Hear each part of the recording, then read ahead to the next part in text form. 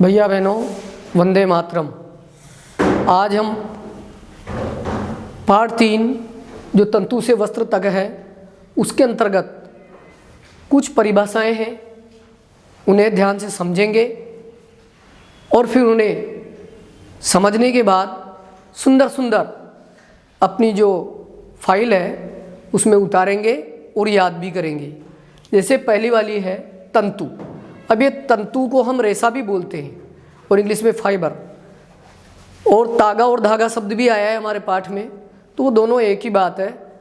लेकिन तागे किससे बने हैं हमने ये पढ़ा था कि तंतु से। अब ये तंतु क्या है और कहाँ से प्राप्त होते हैं इसके बारे में जानकारी करेंगे। तो तंतु क्या है?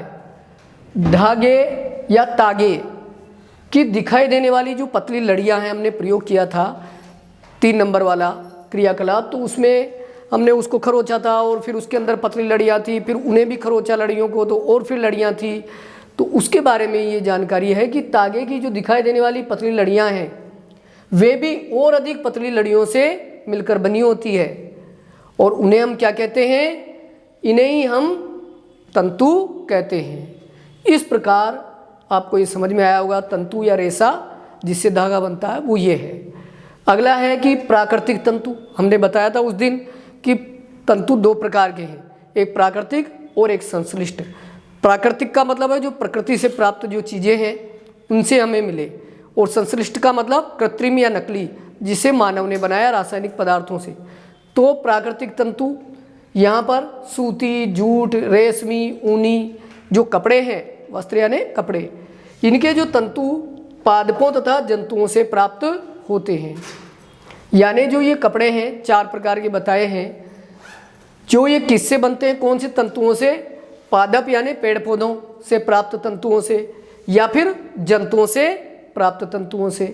तो इस प्रकार जंतुओं और पादपों से जो तंतु प्राप्त होते हैं इन्हें कौन से तंतु कहते हैं? प्राकृतिक तंतु कहते हैं। अब अगला है कि पादप तंतु और जंतु तंतु। यानी पादप से जो तंतु प्राप्त होते हैं वो कौन कौन से हैं? तो पादप तंतु है रुई तथा जूट। जूट को हम पटसन भी बोलते हैं, और रुई कपास के पौधे से प्राप्त होती है। तो रुई तथा जूट, पटसन पादप से प्राप्त तंतु है। यानी रुई तथा जूट है वो कौन से तंतु है?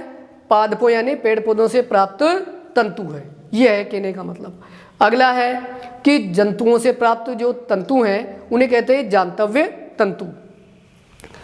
ऊन तथा रेशम। ऊन भेड़ बकरी से, याक से, खरगोश से, ऊंट से, इनसे प्राप्त होती है। तो ये हो गया जंतु से प्राप्त तंतु।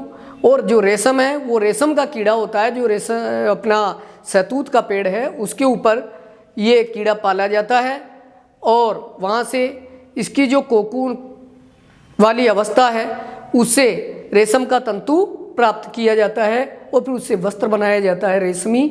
तो इस प्रकार ऊन तथा रेशम जंतु से प्राप्त तंतु हैं। तो ये जांतव्य तंतु हो गए, ये पादपीय तंतु हो गए, और ये दोनों प्रकार के जो तंतु हैं वे कौन से तंतु हैं? प्राकृतिक तंतु हैं। और इनसे जो बनने वाले वस्त्र हैं वो सूती वस्त्र, जूट वाले जैसे बोरी है, कट्टा है, इस प्रकार के जो होते हैं ना वो जूट पटसन से बने होते हैं। जो सूतली भी बनती है अपने, तो इस प्रकार से। और रेशम सिक्के कीड़े से प्राप्त जो तंतु है उसे रेशमी वस्त्र, जो चमकीले भी होते हैं और बड़े मजबूत और हल्के होते हैं और बहुत महंगे भी होते हैं। और जो ऊनी वस्त्र हैं वो मैंने आपको बताया कि भेड़, बकरी, खरगोश, याक और ऊंट, इनके बालों से प्राप्त जो तंतु है उनसे ऊन बनाई जाती है। इस प्रकार ये 4 प्रकार के जो तंतु हैं वे प्राकृतिक तंतु हैं, जिनको अलग अलग भी समझाया गया है। भाई पादप से तो कौन से तंतु हैं और जंतु से कौन से प्राप्त तंतु हैं।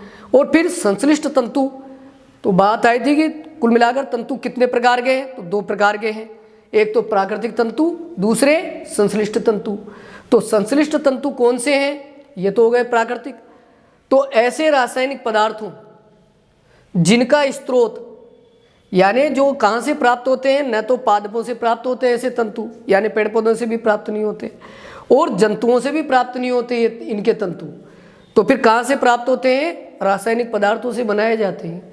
ऐसे तंतुओं का निर्माण किया जाता है रासायनिक पदार्थों से, इन्हें संश्लिष्ट तंतु कहते हैं।